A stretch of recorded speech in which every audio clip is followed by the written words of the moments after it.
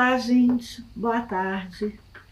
É um prazer estar aqui com vocês para mais uma live do serviço de teleconsultoria do HC, do Hospital das Clínicas. Meu nome é Simone, eu tenho uma experiência no SUS em todas as áreas de cuidado, então eu já trabalhei em cuidado primário, né, que é com quem eu estou falando, assim, que é o meu preferido, particularmente, tá?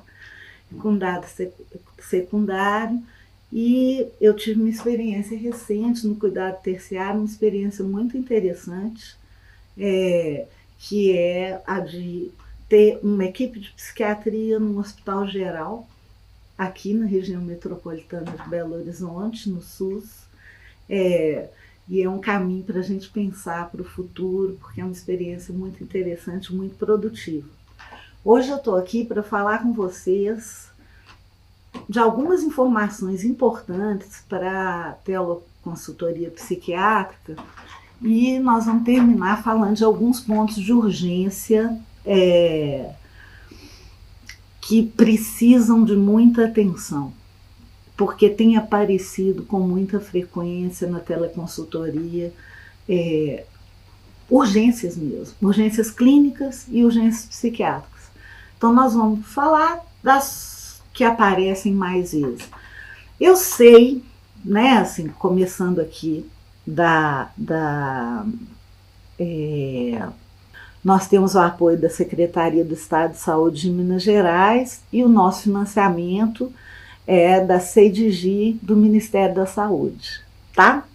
Mas vamos lá, vamos começar pelas informações mais importantes que a gente precisa saber para realizar uma consultoria mais redondinha, onde a gente possa ter uma noção diagnóstica mais significativa de o que caminho tomar em relação ao paciente que vocês estão procurando a gente a respeito, né?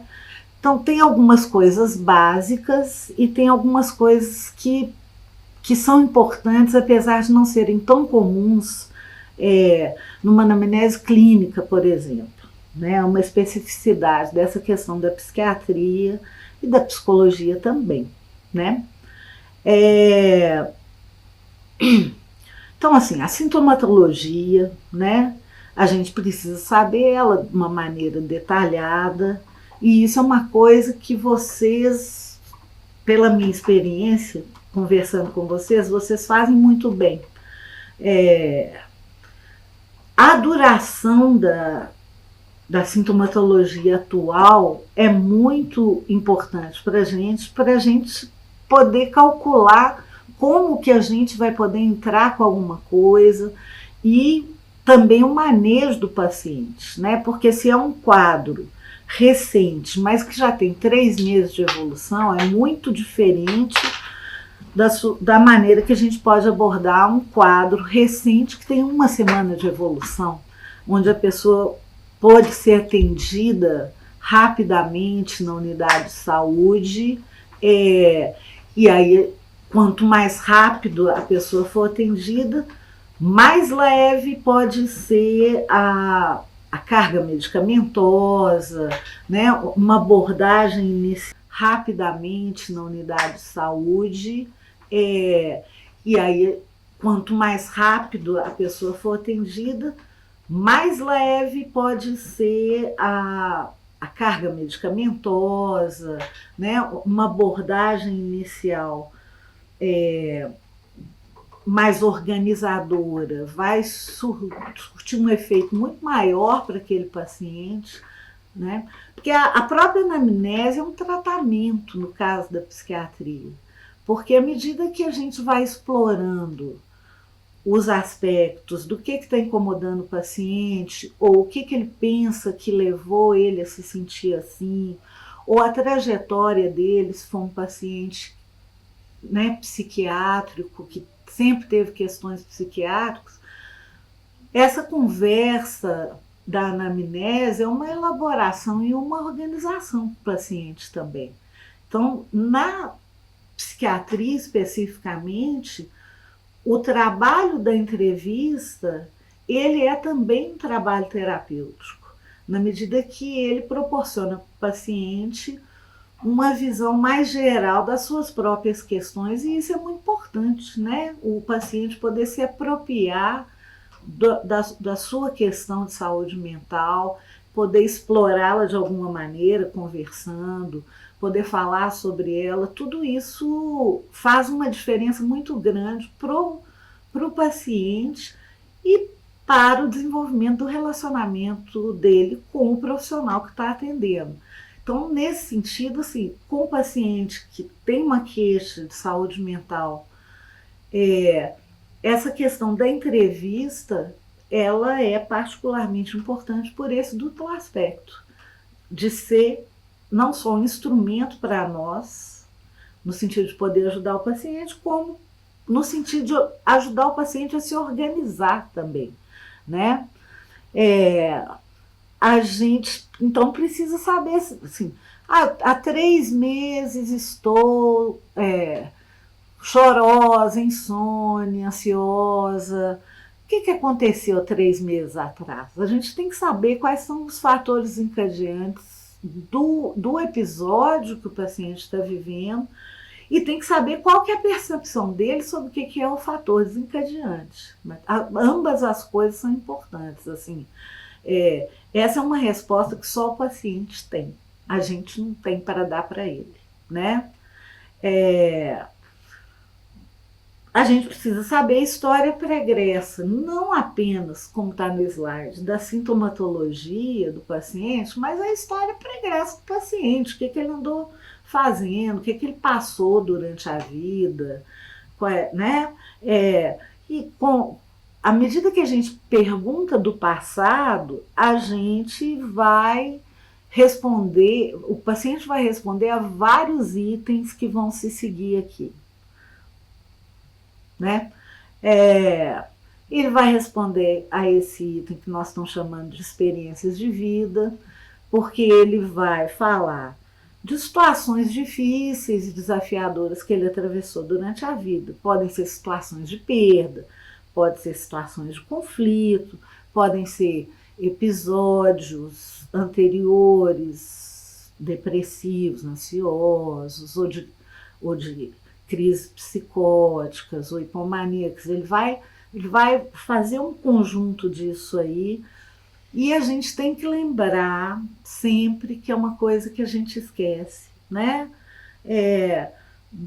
Da questão do trauma, gente. Trauma em psiquiatria é uma questão absolutamente importante, né?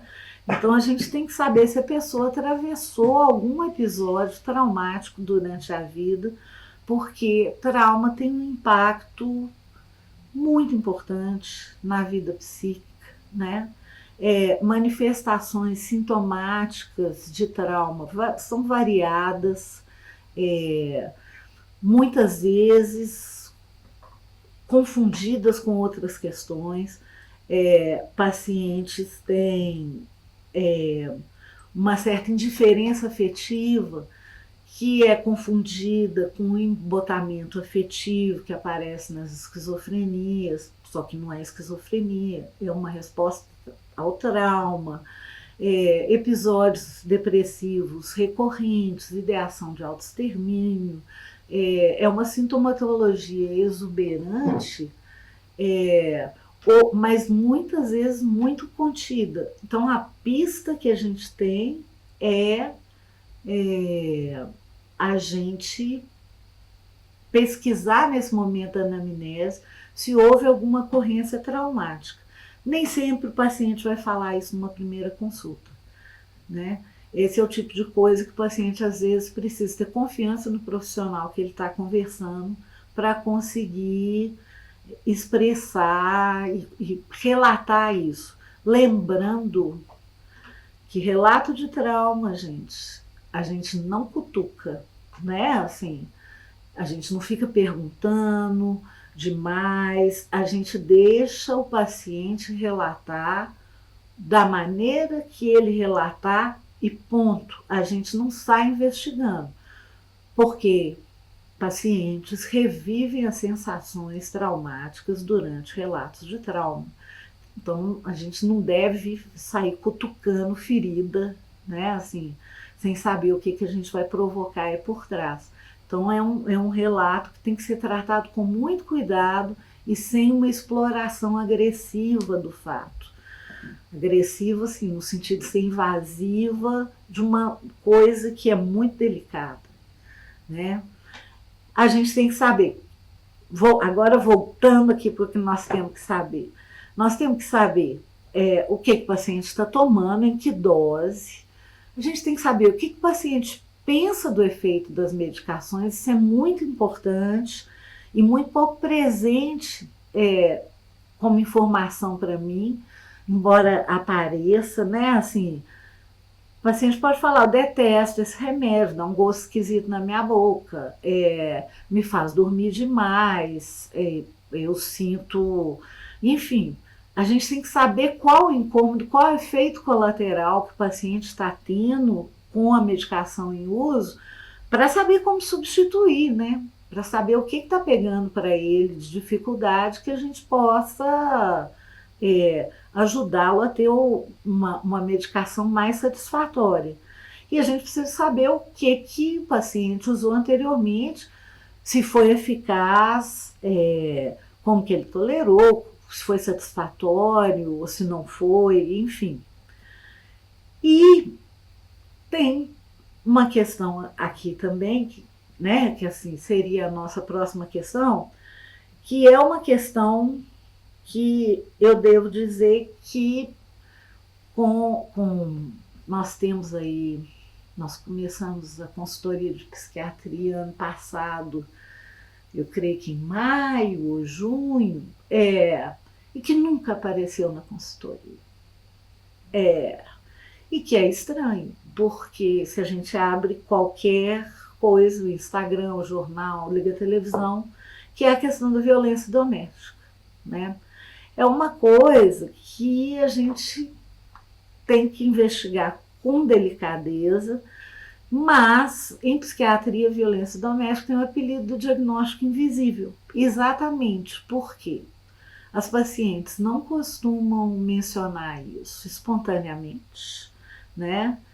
E pacientes que sofrem violência doméstica costumam apresentar quadro depressivo, ansioso, misto, com variações aí de predominância, né?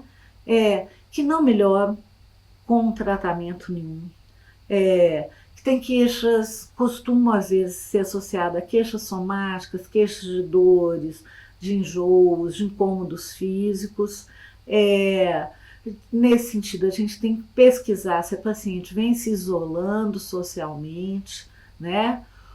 Ou casos mais evidentes, assim, onde o paciente entra com um parceiro que responde por ela, as perguntas, esse tipo de coisa, que aí é muito mais evidente, fica mais na cara para todo mundo.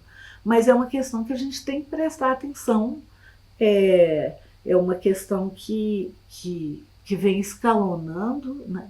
E que a gente tem que estar ciente se é isso que a paciente estiver vivendo, porque se for, a gente pode usar o antidepressivo que for, que não vai oferecer nenhum benefício para a paciente.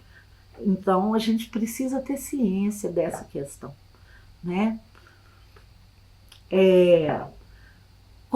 Comorbidades clínicas é uma coisa fundamental para a gente tem que saber quais são, né, as outras questões de saúde do paciente, o que é que o paciente está usando, e como que ele está, né? Assim, se ele está bem, se está estável do ponto de vista clínico e tal. O uso de substância, que é uma coisa que normalmente vocês informam com precisão, né? Que é o padrão de consumo de álcool, tabaco, outras substâncias psicoativas, Nós vamos conversar um pouquinho mais demoradamente sobre essa questão do álcool, porque entra nos pontos de atenção que a gente precisa abordar nesse momento. A gente precisa saber as condições afetivas de vida do paciente, né? A gente precisa saber a composição familiar do paciente, a composição domiciliar do paciente, a qualidade do relacionamento do paciente com as pessoas da sua família e particularmente do seu domicílio, saber se o paciente tem uma vida social, se tem uma rede de apoio, amigos, outros familiares, se é uma pessoa que convive socialmente ou se é uma pessoa mais isolada, né? No caso de adolescentes, crianças, né, adultos jovens, se são pessoas que frequentam, têm alguma atividade social, e a gente precisa saber o que as pessoas fazem como lazer. Se elas só assistem a televisão ou se elas têm outras atividades que elas consideram prazerosas, quanto tempo as pessoas ficam no celular. A questão da tela, né, ela está relacionada com uma série de questões psíquicas, desde as mais comuns, né, assim, de ansiedade, fadiga, insônia, irritabilidade, até desencadeamento de surto psicótico por causa de conteúdo de determinados sites ou influenciadores ou, né, o que quer que seja que a pessoa tenha acesso. Então, a questão de como a pessoa usa a internet é uma coisa que a gente tem que investigar casualmente, né? Assim, sem ser uma invasão da privacidade da pessoa, mas saber se a pessoa fica muito tempo, do que ela gosta, né? Num tom casual, eu acho que é possível conseguir avaliar qual que é o impacto que isso está tendo nos pacientes, né? Outra coisa importante para a gente é a questão do trabalho, né? É uma informação que não costuma vir com frequência, mas que, na verdade, é uma coisa que a gente precisa ter conhecimento. Caso de insônia, por exemplo, a gente tem que saber com o que a pessoa trabalha e em que regime de trabalho, né? Qual que é a carga diária de trabalho da pessoa, se ela tem possibilidade de um descanso diário ou não. O trabalho afeta diretamente a qualidade do sono de todos nós. E aí é uma coisa fundamental para a gente saber. Em quadros ansiosos, depressivos, queixas de insônia, saber qual é a atividade profissional da pessoa e qual que é o regime de trabalho, como que ela lida com o trabalho é importante para a gente. Escolaridade, né? E as impressões de vocês, de todos vocês, né? Assim, na consultoria a gente tem contato com o pessoal da psicologia, é sempre uma troca muito rica, muito interessante. Profissionais da enfermagem, pessoal técnico, pessoal enfermeiro, que também é uma troca muito interessante, muito rica, e com o profissional médico, né, que é a nossa troca mais comum diariamente no momento, mas assim, são trocas sempre muito prazerosas, e a impressão de cada um de vocês, de como que foi esse contato com o paciente, né, assim, se o paciente estava coerente, se estava choroso, se estava muito ansioso, se estava irritado, se estava monossilábico, isso é importante para a gente conseguir fazer um quadro, uma vez que eu não vejo o paciente, né, gente? Eu vejo só o relato de vocês. Então eu tenho que imaginar esse paciente nas entrelinhas do que vocês me mandam. E esse tipo de observação me ajuda muito a entender esse quadro que vocês estão relatando. Então, assim, é muito importante para mim qual foi a impressão, né? Paciente agressivo, irritadiço, paciente choroso, paciente demandando o tempo todo, né? São observações de como que foi a interação. Basicamente isso. Eu acho que não tem que se preocupar tanto com o uso de uma linguagem técnica, refinada, com uma terminologia assim, o assado. Não, é o jeito que vocês perceberam de como que o paciente estava durante esse período que vocês tiveram essa interação com eles. Basicamente é isso. Eu sei, né, que não é possível trazer todas essas informações no corpo de uma consultoria, que todo mundo trabalha muito, que fica com pressa, que tem outras consultorias para escrever, que tem prontuário para olhar, que tem reunião, matriciamento, eu sei disso tudo, né, assim, mas o que der para vir disso, e nem sempre isso tudo vai ser possível num primeiro atendimento, porque tem tempo, tem gente esperando, essa coisa toda. Mas, se a gente tivesse isso como um guia, e no geral, à medida que o paciente retorna, isso pudesse ser construído, isso acaba trazendo benefício imenso para o paciente também, né? E para os profissionais que tiverem acesso ao prontuário, uma vez que a gente consegue fazer uma anamnese de saúde mental mais consistente, uma vez que profissionais nas unidades, né, muitas vezes são provisórios, rotativos, para quem chegar já ter essa coisa mais prontinha também, e não ficar um começar de novo eterno, que é muito cansativo e às vezes muito o paciente pode ficar irritado também, né, de perguntas que vão se repetindo, né, assim, cada profissional pergunta tudo a mesma coisa. Então, assim, ter isso é uma coisa importante em termos de saúde mental pro paciente também. Então, em termos do que a gente gostaria, né, de saber na consultoria assistencial, porque né, consultoria educacional é quando vocês querem fazer perguntas mais genéricas, né, assim, para nós. Mas, enfim, vocês têm a liberdade de utilizar como vocês se sentirem mais à vontade também. Mas o que a gente gostaria de saber é isso. E se não for possível, né, muitas dessas coisas no primeiro contato, porque o paciente está arredio, está choroso demais, né, não está bem,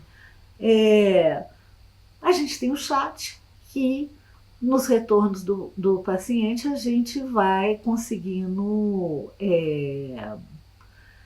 compor esse quadro, que é importante para a gente conseguir estabelecer um diagnóstico, né, e ter uma proposta terapêutica adequada para cada um dos nossos pacientes aí. E, como eu falei para vocês, eu gostaria de falar um pouquinho sobre pontos que a gente observou nesse período que a consultoria de psiquiatria está disponível, que foram pontos interessantes. Não, esse slide já tinha, não sei. Não sei, gente, mas eles vão estar aí, tá? Não, antes disso, gente, antes de falar dos pontos de atenção, nós vamos falar de algumas coisas específicas que a gente precisa saber de populações específicas. Nós vamos falar isso muito rapidamente, porque é muito intuitivo também. Em crianças, né? Crianças na psiquiatria, a gente tem que saber um histórico de desenvolvimento neuropsicomotor, né? Assim, quando que a criança andou, quando que a criança falou.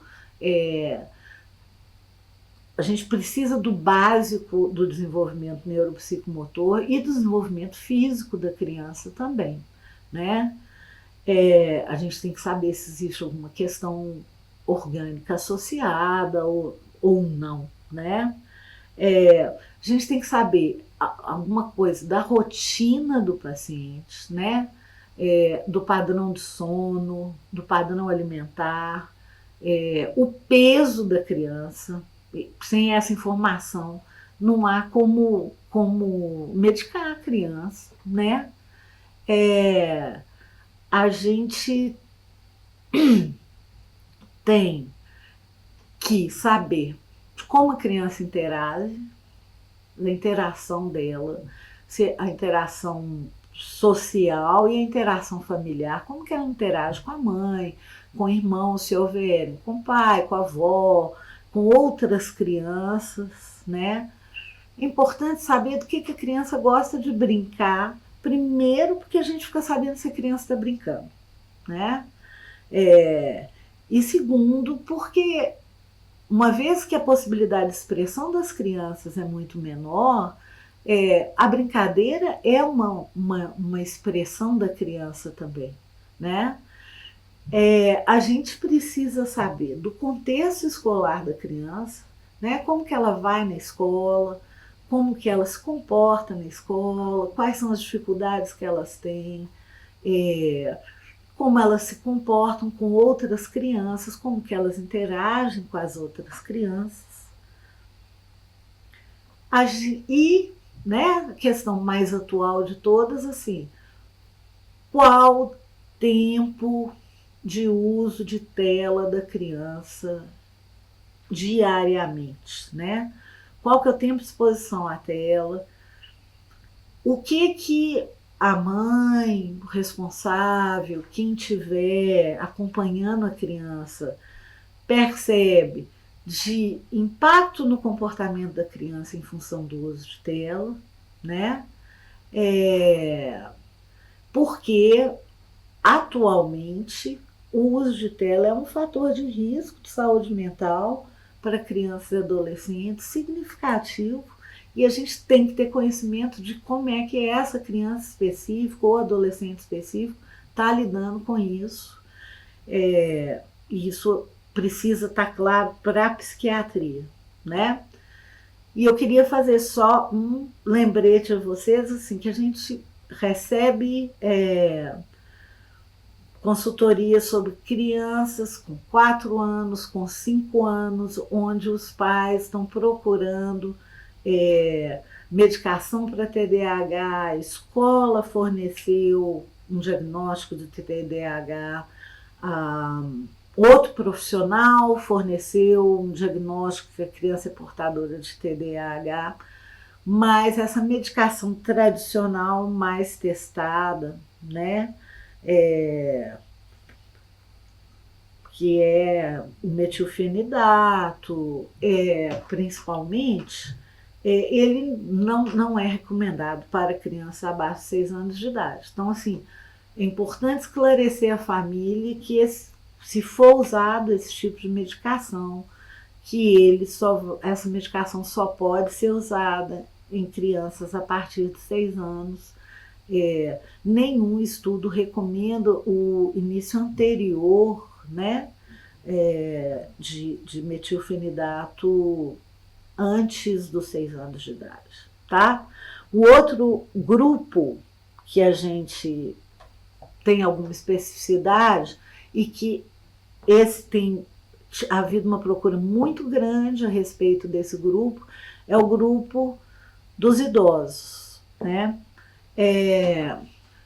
Parece muito caso de pessoas idosas que não tiveram queixas de saúde mental significativas durante a vida, mesmo porque a assistência era muito mais precária, né, anteriormente. Então, assim, essa é uma informação que a gente fica, né, tem que saber interpretá-la, eu diria assim, que apresentam quadros depressivos, muitas vezes quadros de confusão, delirantes, alucinatórios, onde a hipótese inicial é a hipótese de uma patologia exclusivamente psiquiátrica, mas, tratando-se de paciente idoso, a gente tem que descartar primeiro uma causa orgânica, que seria o início do quadro demencial. Então, a gente precisa saber, né, assim, nesse caso, como que está a funcionalidade do paciente, lembrando, gente, que a funcionalidade ela é relativa à funcionalidade do paciente na vida como um todo. Tem pessoas que são mais funcionais, pessoas menos funcionais durante a vida. Então, a gente tem que saber como era a funcionalidade, como é, se existe uma alteração aí, né? Independência, né, de atividades de autocuidado, de locomoção, de tomar decisões a respeito do próprio dinheiro, da própria aposentadoria, como que isso está acontecendo funcionalmente. E a gente precisa fazer um rastreio em relação à questão cognitiva, porque é o que vai nos dar ou não uma direção, no sentido de que se a gente vai ter que investigar um quadro demencial ou se trata de um quadro exclusivamente psíquico que a gente vai poder manejar ali e que também são muito comuns, né? Então é fundamental, assim, durante a anamnese, fazer uma adaptação de um mini-mental, uma coisa, não uma coisa, ou uma coisa mais informal, às vezes é até mais interessante, mais significativo, para que a gente possa ter essa avaliação e poder seguir com segurança, né? A gente tem que saber se o paciente está caindo, está se machucando, se ele está com dificuldade de locomoção, como é que ele está. E, principalmente, a principal questão, não apenas nesse caso na questão dos idosos, mas essa questão é uma das questões mais recorrentes que a gente encontra na teleconsultoria da psiquiatria, que é a polifarmácia, né? A polifarmácia é mais comum nos idosos, ela porque vai acumulando, né, as medicações durante a vida, e a polifarmácia é um problema grave em psiquiatria, por vários motivos, gente. Primeiro porque, assim, o que eu encontro polifarmácia de antipsicótico.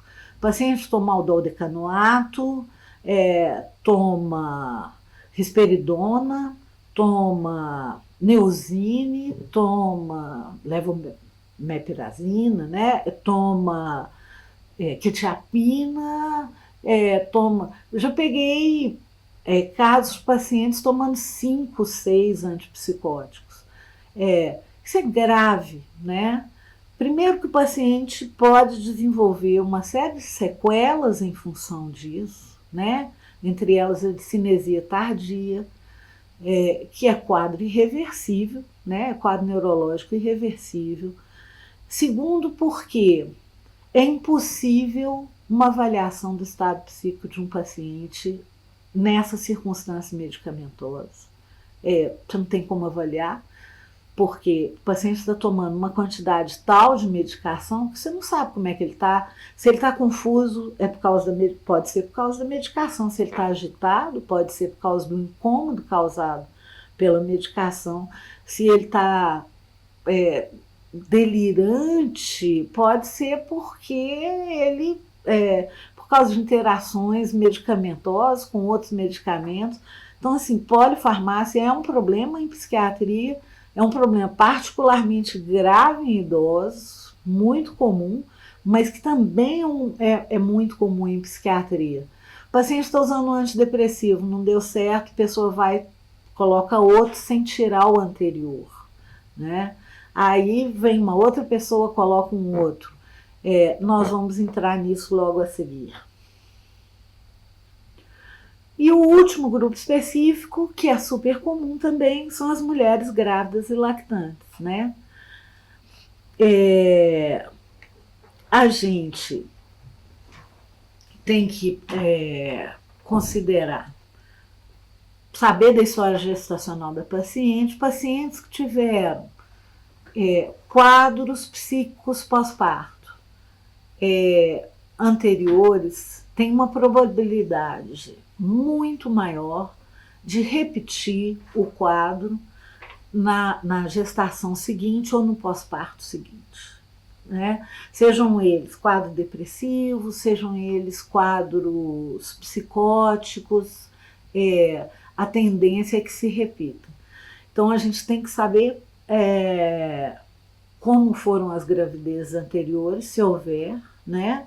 Eu preciso saber o tempo de gestação, é fundamental para mim. E é bom saber se a gravidez foi planejada, porque é diferente, né? Uma gravidez planejada, mesmo que a paciente se surpreenda com associações numa gravidez planejada, que é perfeitamente possível. Se a gravidez não é planejada, a gente vai esperar que ela vai ser mais penosa para a paciente, né? A gente tem que saber tudo sobre as medicações que os pacientes estão tomando, né? O antidepressivo, gente, possível durante a gravidez, o mais seguro em termos de estudos é a sertralina. Então, se for outros antidepressivos que a pessoa estiver tomando, é bom começar a retirar e mandar a consultoria, mas já começando a retirar, né? E essa questão, ela é tão recorrente que eu comecei a pensar se não seria interessante a gente, de rotina, orientar mulheres em idade fértil que usam medicação psiquiátrica, seja ela de que natureza for, a procurar a unidade de saúde caso estejam planejando engravidar, para que a gente possa fazer essa manobra antes da paciente engravidar e a paciente ficar mais segura, e a gente também, de como vai correr essa gestação em termos de risco fetal, essas coisas, né? Aí agora sim nós vamos para os pontos de atenção, tá? Nós temos um dado aqui do serviço que é o seguinte, que a consultoria de psiquiatria, ela é a modalidade, né, que mais recebe solicitações que são detectadas como urgências ou emergências, e a gente recebe tanto situações que a gente avalia com relato, que são emergências clínicas, como a gente recebe situações que são emergências psiquiátricas. As emergências clínicas são mais comuns do que as emergências psiquiátricas, sabe?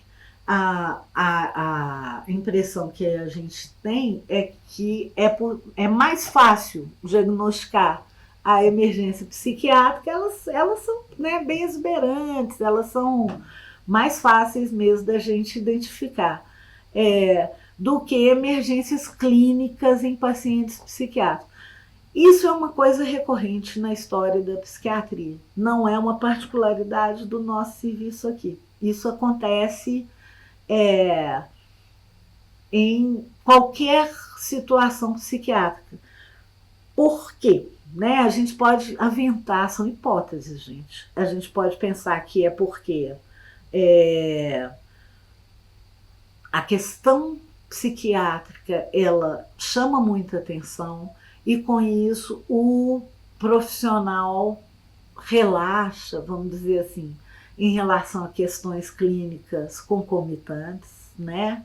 E a gente pode pensar principalmente assim que a atenção à saúde mental é muito mais recente, né? O fato da gente a saúde mental foi compartimentalizada durante décadas e décadas, né? No Brasil e em grande parte do mundo. E então assim, né? O médico clínico, o generalista, ele atenderia tudo menos a questão da saúde mental. É muito mais recente isso. E mais compartimentalizado ainda, né, em termos de cuidado terciário. Então, eu acho que tem a ver com isso, mas é uma coisa que acontece. Eu vou falar hoje das coisas que mais apareceram até agora, em termos de urgência para nós. Bom, apareceu muito síndrome de abstinência alcoólica, que a rigor não é um quadro psiquiátrico, é um quadro clínico, né, neurológico. E muitas vezes o profissional fica animado com o paciente falando da intenção de interromper o uso e esquece que se o paciente faz um uso de álcool significativo, diário, ou praticamente diário, durante um longo período de tempo, que a interrupção súbita precisa ser acompanhada do uso de benzodiazepínico para que o paciente não entre no quadro de síndrome de abstinência alcoólica. Né?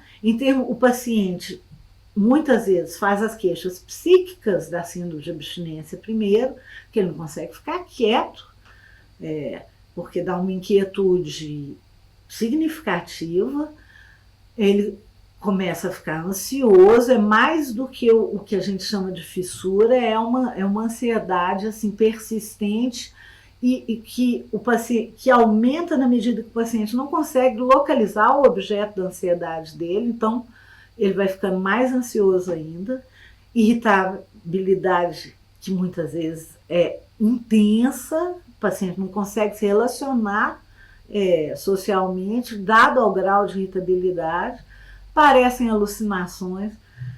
É comum as alucinações com insetos, com teias, com cabelo pequenininho, mas podem aparecer qualquer tipo de alucinação, na verdade, né? E o paciente fica desorientado, né? Normalmente o paciente apresenta tremor, mas isso ele não vai reparar tanto, porque muitas vezes ele já apresentava tremor devido ao quadro de alcoolismo, sudorese, taquicardia, a pressão pode aumentar, esse quadro pode evoluir mal, até um delírio tremens. Então, em caso de síndrome de abstinência alcoólica, o profissional médico deve avaliar o paciente. Se não tiver profissional médico na unidade, mandar para a UPA, né? Mais próxima, e avisando que é uma síndrome de abstinência alcoólica, mas é um quadro que necessita de avaliação médica imediata, caso o paciente apresente, extremamente comum. Muitas síndromes de abstinência podem ser tratadas em casa, com monitoramento frequente, né, diário. Muitas não podem, tem que ser encaminhadas à UPA imediatamente para tratamento. O delírio tremens, se aparecer na unidade, não é para aparecer, mas caso apareça, é CTI, né?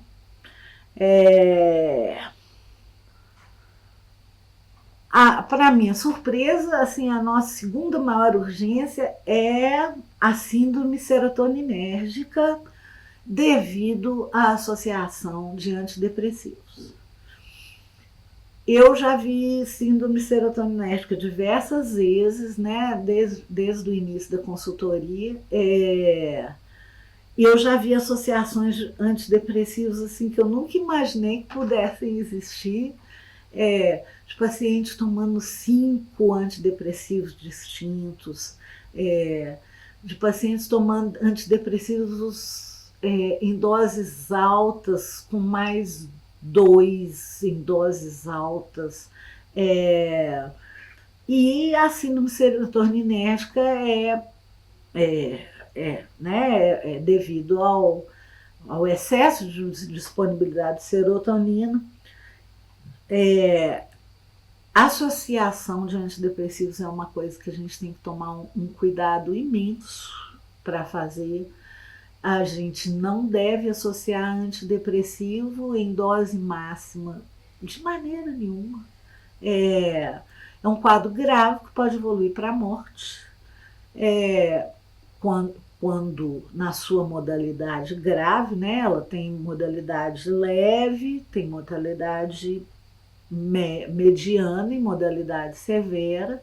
O paciente fica agitado, que ele vai referir como ansioso, né? Ele fala que piorou da ansiedade, né? Pode evoluir para um quadro de confusão mental, de uma agitação, que a gente está se referindo aí como uma hipomania, né? Uma sensação de angústia extrema, sensação de morte iminente, igual na crise de pânico, né? Então a pessoa fala que está tendo crise de pânico uma atrás da outra, mas a inquietação, junto com um quadro confusional muito levinho, assim, costuma ser o primeiro sintoma, né? Os sintomas psíquicos costumam aparecer antes dos sintomas físicos, mas não necessariamente. Pode aparecer febre quando a síndrome já está no nível moderado, né? Assim, sem ser no nível leve é mais difícil. O paciente taquicárdico, que faz com que a gente... É difícil porque o paciente está ansioso, então ele está taquicárdico, ele tem crise de pânico, ele dá taquicárdico. O paciente entra num looping aí, porque a sensação de taquicardia faz ele ter a crise de pânico também. O paciente, às vezes, com alguma mioclonia, um pouco de rigidez. Então, é difícil o diagnóstico inicial em termos físicos, porque muitos dos sintomas coincidem com os sintomas de piora de um quadro psíquico, com um aumento de crise de ansiedade, mas é uma questão que, se você vê o esquema medicamentoso do paciente e ele toma associação de antidepressivos, em dose alta, é a nossa primeira hipótese. E explodiu globalmente, assim, a partir dos anos 2000, exatamente 10 anos depois do início dos inibidores de recaptação de serotonina, e no momento que os inibidores de recaptação de serotonina adquirem um espectro mais amplo,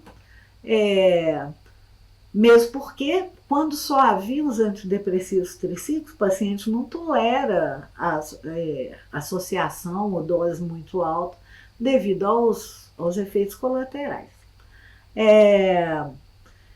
A associação de tricíclico com inibidor de recaptação, gente, é um dos fatores também que causa síndrome serotoninérgica. Então, associação de antidepressivo, a gente tem que avaliar com muito critério, muito cuidado por causa disso, tá? E por último, é a crise suicida, né? Assim, o paciente num quadro de desespero, numa ansiedade, né, que chega no nível do desespero, né, onde ele sente que ele não tem ajuda, que ele não tem saída, que ele não tem recurso, né, que não vai ter jeito, que não vai ter que melhorar, e muitas vezes ele chega na unidade. Aí, nesse caso, que é um quadro psíquico mesmo, precisa de uma avaliação imediata, né, assim, do profissional psicólogo ou do profissional médico. Caso eles não estejam na unidade nesse momento, tem que mandar para a UPA, para que o paciente, para que essa crise seja tratada com monitoramento presencial. E o profissional, se caso o profissional da unidade avalie que dá para tentar controlar ali na unidade mesmo, rapidinho, 1 hora e tal, beleza, mas se não tiver, UPA, e é comum quadros assim, não há como a gente prever se o quadro vai evoluir para um ato suicida ou não, né? Paciente desesperado, tudo pode acontecer, tá? Então, era isso.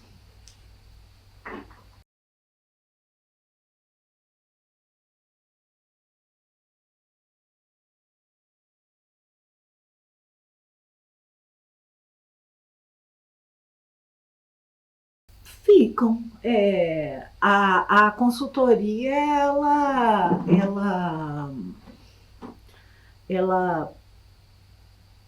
ela vem exclusivamente, se você manda uma consultoria para endocrinologia, ela fica exclusivamente junto à endocrinologia. Se você manda para psiquiatria, exclusivamente da psiquiatria. Quando a gente tem agora, né, recente, a possibilidade de sugerir que outros profissionais participem da conversa com a gente. Mas a gente sempre pergunta a qualquer um de vocês que tenha nos feito a reposição se você gostaria de acrescentar a consultoria de psicologia, por exemplo, para participar na nossa discussão no chat. Mas ela é segura em termos de privacidade e tal. Eu não compartilho essa informação com ninguém. A consultoria é aberta pelo profissional que recebe a consultoria. Então, no caso da psiquiatria, sou eu. Ela existe fechadinha, sou eu que acesso a pergunta, a descrição do caso, essa coisa toda. Ela está segura em termos de privacidade, sim.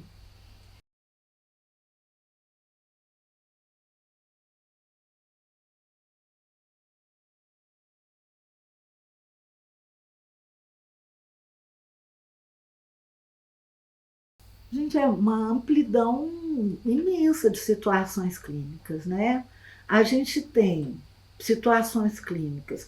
Se a queixa principal do paciente é uma queixa que se refere à saúde mental e é uma queixa que vocês consideram que é uma queixa mais complexa ou que difícil de manejar ou que não ficou esclarecida para vocês ou qualquer, né, motivo, é motivo para vocês, qualquer dúvida, qualquer necessidade de aprofundamento da discussão, necessidade de aprofundamento no caso, que você perceba, é um motivo.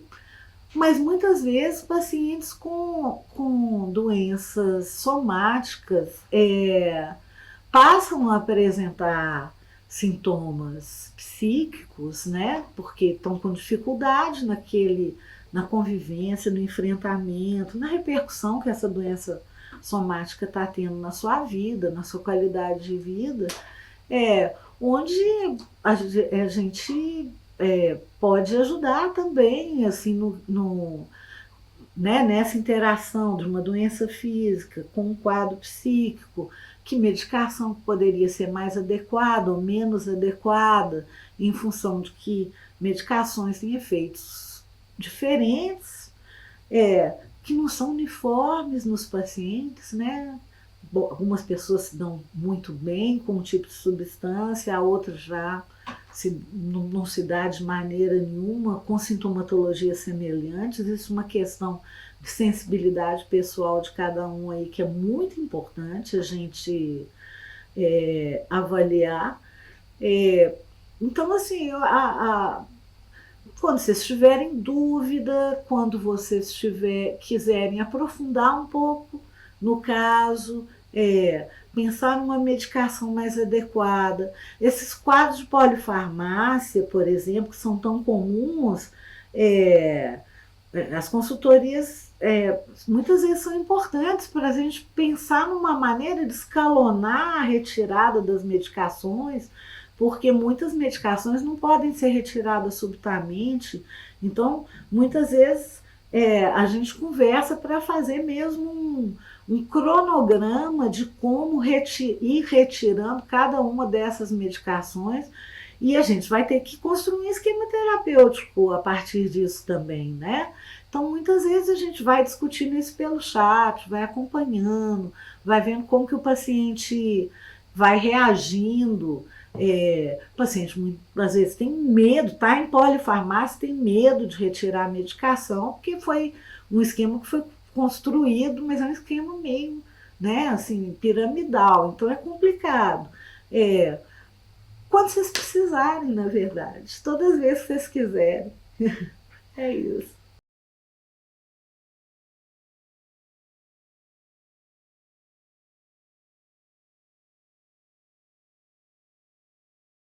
O principal limite da teleconsultoria em comparação com o atendimento presencial é o manejo, né, o manejo da relação médico-paciente, porque isso em psiquiatria é uma coisa muito importante, faz uma diferença muito significativa.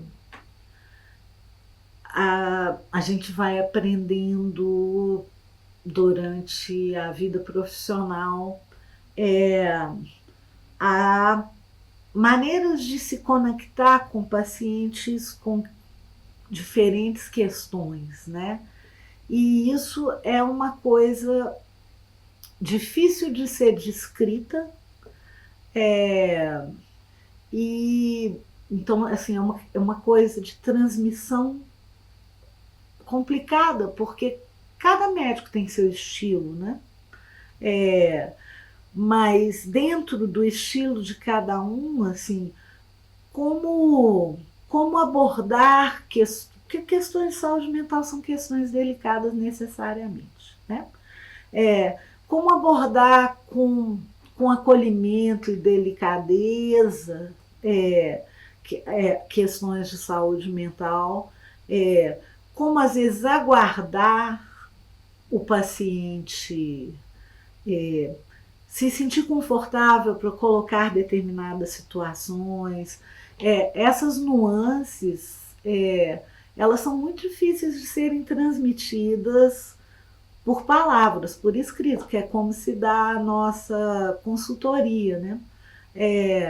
Então, eu acho que a principal diferença é o contato, a interação olho no olho, né, com o paciente. Isso a consultoria ela não tem como substituir. Em saúde mental, atendimentos presenciais são importantes, né?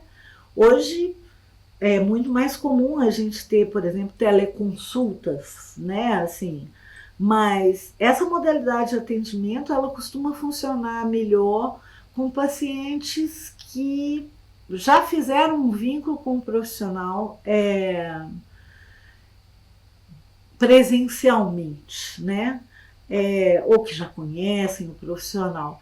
Mas essa coisa do manejo até na expressão de voz, o manejo na maneira como você vai formular a pergunta, essa coisa do aqui e agora, isso a teleconsultoria não consegue abranger. Essa eu penso que é a maior diferença. Lê a pergunta de novo para mim, para eu ver se era isso mesmo que estava perguntando. Quais são os principais limites da teleconsultoria em psiquiatria em comparação com atendimento presencial? Eu acho que o principal limite é esse, assim, esse da presença e do manejo na presença do paciente, né? Esse limite é grande porque ele é um limite tanto do que assim, tanto por parte do profissional, mas como também parte do que se percebe do paciente. É claro, né, eu frisei muito essa questão do que a impressão de vocês do paciente é importante para mim, porque eu não tenho como ter a impressão do paciente. Assim, então eu vou ter que trabalhar com a percepção de vocês, né? É uma ginástica, mas é uma coisa que eu acho que já, se a percepção de vocês vem, já me ajuda. Se vocês quiserem acrescentar, mas eu estava muito cansada, para mim é bom.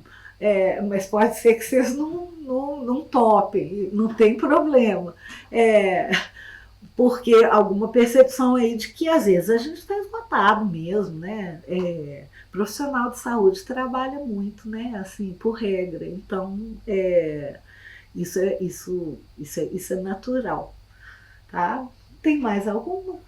Últimas palavras e despedida. Bom, eu queria agradecer a vocês, né, por mais essa conversa, e reafirmar assim, que as perguntas, as solicitações são sempre muito bem-vindas e que é um grande prazer para mim esse contato com vocês. É uma coisa que eu considero muito possibilidade de trabalho muito rica, muito enriquecedora, que é sempre uma delícia. É isso.